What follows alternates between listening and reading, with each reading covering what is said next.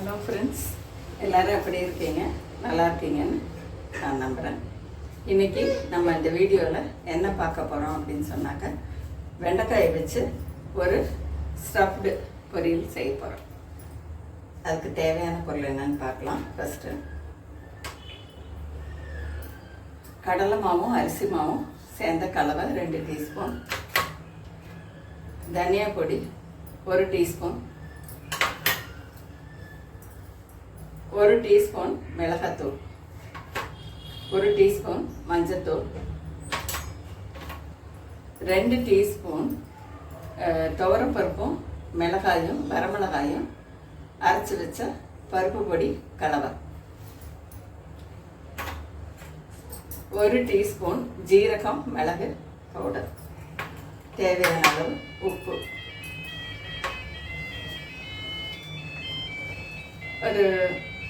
ஒரு தேக்கரண்டி எண்ணெய் எடுத்துருக்கிறேன், ரீஃபைண்ட் ஆயில். இப்போ இந்த கலவை எல்லாத்தையும் ஒன்றா மிக்ஸ் பண்ணி இந்த மாதிரி வரும். எண்ணெயில் போட்டு மிக்ஸ் பண்ணினா வரக்கூடிய கலவை இந்த மாதிரி வரும். உப்பு எல்லாத்தையும் போட்டு கலந்து எண்ணெயும் போட்டு இந்த மாதிரி பேஸ்ட்டு ரெடி பண்ணிக்கணும். இந்த பேஸ்ட்டை இந்த குறுக்க பழத்து வச்சுருக்கிறேன் வெண்டைக்காயை குறுக்க பழத்து வச்சுருக்குறோம், 2 கட் பண்ணி அதுக்குள்ளே அடைச்சி வச்சிடணும். அடுத்தது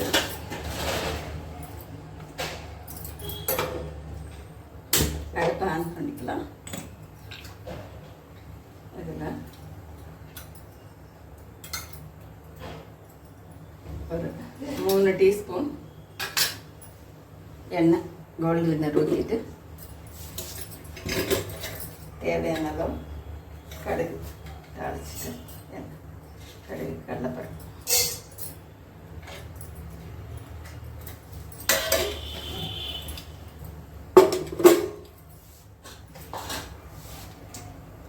எண்ணெய் காஞ்சதும் இந்த மசாலா கலந்த வெண்டைக்காயை போட்டு அதெல்லாம் வதக்கி எடுக்கணும். இப்போ வெண்டைக்காயில் எண்ணெய் காஞ்சிச்சு.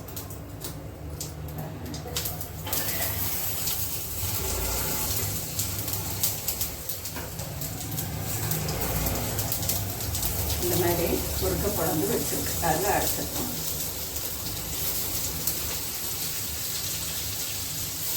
இது கொஞ்சம் தண்ணி தெளிக்கும்.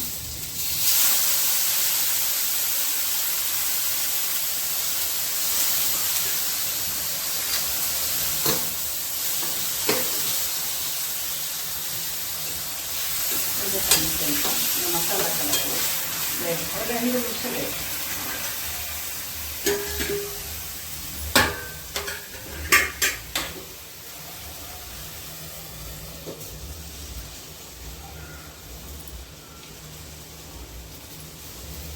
இந்த வெண்டைக்காயில் ஒரு 2 நிமிஷம் வேகிறதுக்குள்ள அதில் என்னென்ன சத்துக்கள் இருக்குதுன்னு சொல்லி பார்ப்போம்.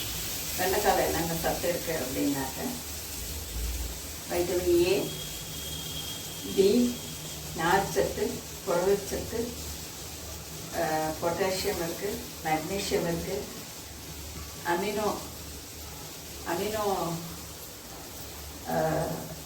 அமிலம் இருக்குது, அமினோ சரி, ஃபோலிக் ஆசிட் இருக்குது. நமக்கு அது பெண்களுக்கு ரொம்ப தேவை. ஃபோலிக் ஆசிட் இதில் இருக்குது. இது மாதிரி சுகருக்கெல்லாம் கூட ரொம்ப நல்லதுன்றாங்க வெண்டைக்காய்.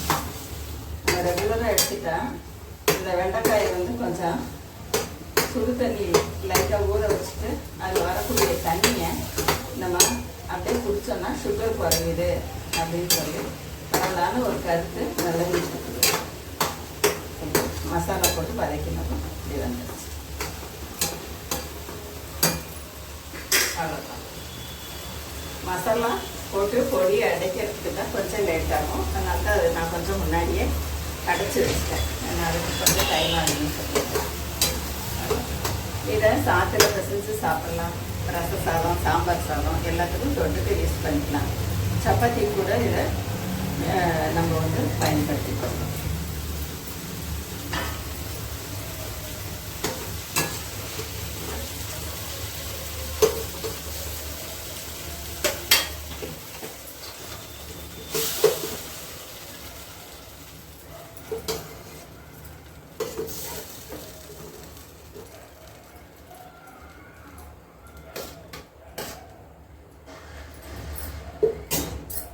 இப்போ வெண்டைக்காய் ஸ்டஃப்டு பொரியல் ரெடி. சூடான லெவலில் இருக்குது.